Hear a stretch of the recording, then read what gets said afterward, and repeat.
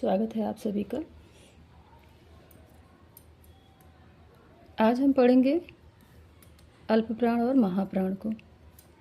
इसके पहले हम स्वर और व्यंजन को पढ़ चुके हैं।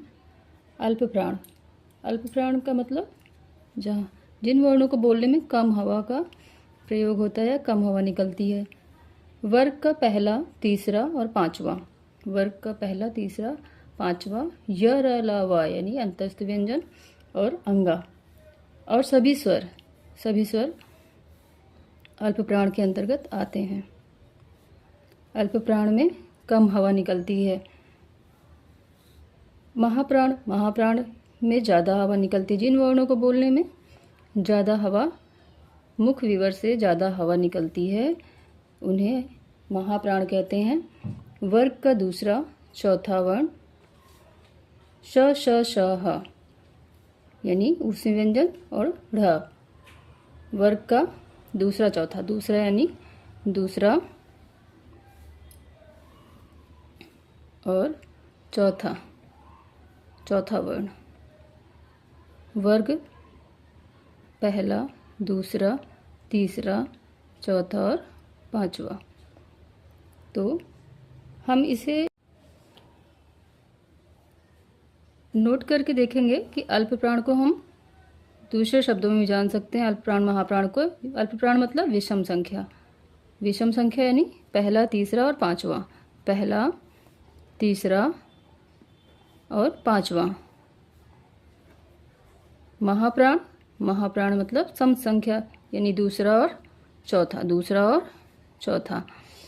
इस तरह से हम जानेंगे कि अल्पप्राण में विषम संख्याएं होती हैं और महाप्राण में सम संख्याएं होती हैं। इससे आप कभी भी नहीं भूलेंगे। अल्पप्राण और महाप्राण को पढ़ने के बाद हम जानेंगे अघोष और सघोष के बारे में, अघोष और सघोष वर्णों के बारे में। घोष यानी कि हमारे स्वर तंत्रियों में कंपन या घर्षण। वर्ग का पहला, दूसरा, श, श, श यानी तीनों सा और फा यानी आगत व्यंजन अघोष होते हैं। बाकी सारे क्या होते हैं? सघोष। सिर्फ इतना याद करना है कि वर्ग का पहला, दूसरा, वर्ग का पहला, दूसरा और तीनों श, श, श, श, फा, बस इतने वर्ण हमारे अघोष के अंतर्गत आते हैं। बाकी सारे सघोष होते हैं। सघोष को जानेंगे हम। सघोष वर्ग का तीसरा, चौथा, पांचवा वर्ण। वर्ग का तीसरा, चौथा और पांचवा वर्ण य, र, अलावा अंतस्थ व्यंजन ढ़ और ढा, उत्क्षिप्त व्यंजन ज जो कि आगत व्यंजन है, और हा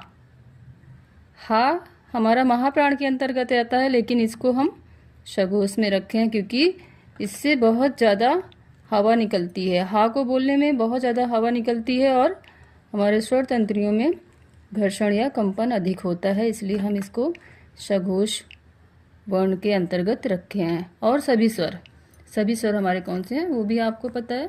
तो सभी स्वर नोट करके देखेंगे कि हा वर्ण महाप्राण है।